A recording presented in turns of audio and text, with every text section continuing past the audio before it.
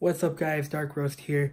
I know it's been a while since I posted a video up, so in this video I'm going to be doing a double DIN head unit install in my 2002 Mitsubishi Montero ES.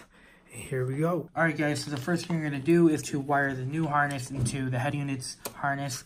And if you don't know how to do that, there is a chart on the new harness packaging and it color codes all the wires so you know what you're connecting it to. You pretty much just connect all the colors together.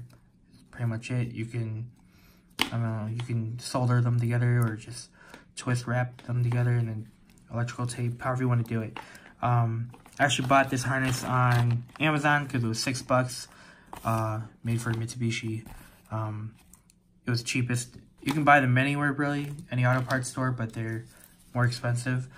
My ground wire is open because the Montero harness doesn't have a ground wire, so you're gonna have to wire it to the chassis. And then I'm gonna connect my parking relay switch wire to my ground.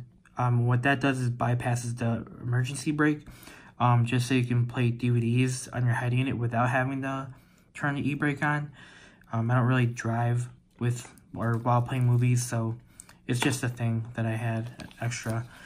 This head unit actually came from my 2002 Jeep Liberty, but that's going to be donated, and decided to pull this out and put it in my Montero, so let's go.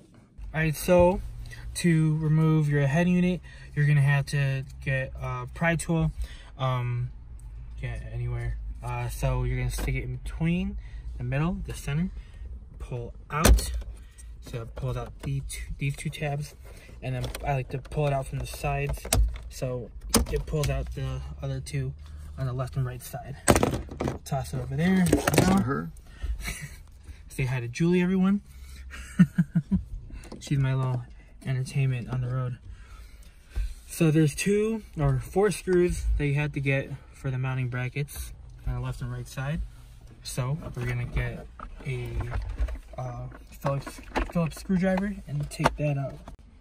Alright, so you're gonna have to unscrew the bolts on both sides.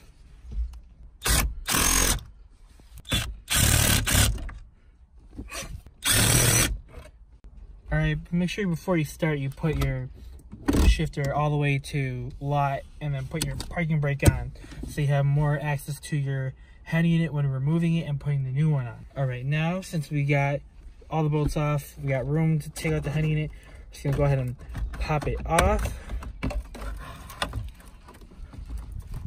Alright, so this is what it looks like. Stock head unit with the harness and the antenna. So we're going to pop off the antenna, remove the harness, and then pop this off. So to put the new head unit on, since it's a double DIN, this is the exact size of the double DIN.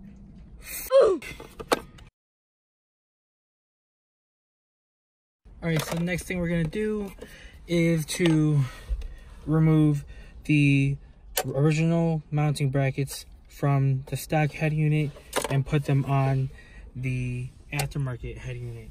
The only thing that sucks about switching to a double DIN is that you lose the pocket, which, I mean, it does suck having extra space, but, or not having extra space, but you can have a double DIN.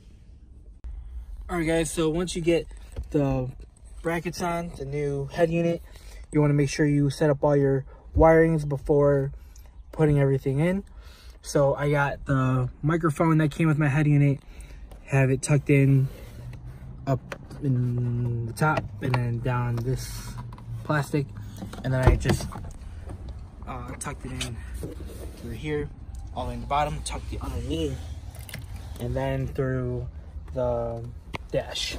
And then I grounded my wire at this bolt right here, hoping that it works.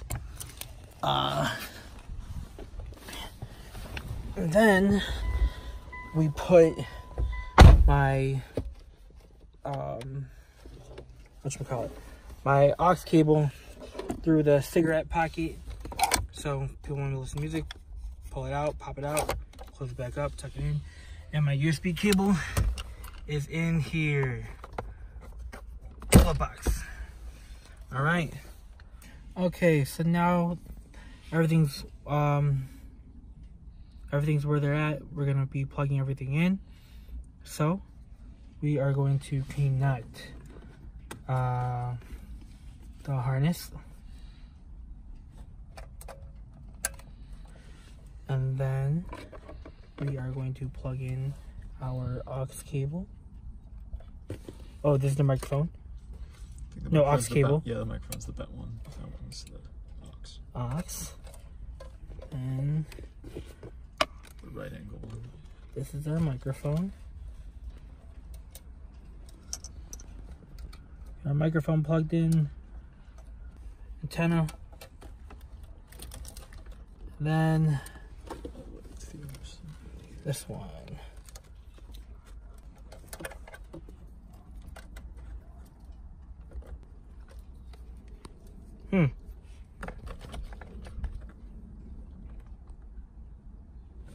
What? Alright, so this was plugged into the old head unit, the stock one, but it's not the same size as this one, and it wasn't even connected in the first place. So, do I know what it is? No. We don't need it. So, make sure you connect the other end of the harness into the main port, which is just a plastic clip. And then once that's in, you're gonna tuck everything in. Oh, hey, we got power. It's on. Okay, we're in. I had a speedy inside, and it's just Skrillex Recess album. Okay, I'm gonna, before I get copyright strike. All right, guys. So head unit works. Everything's fine. Yeah, before you put everything back on, just make sure you can tuck everything in right, it's clean, and that the head unit actually works before, you know, bolting it back in and putting the dash back in. So use the same screws to mount the brackets in.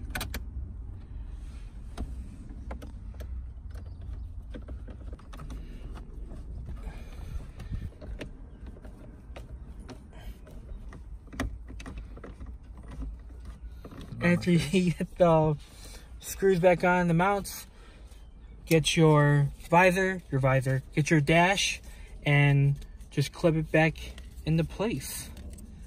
So remember that the two wide ones apart are at the bottom, two close ones are on top.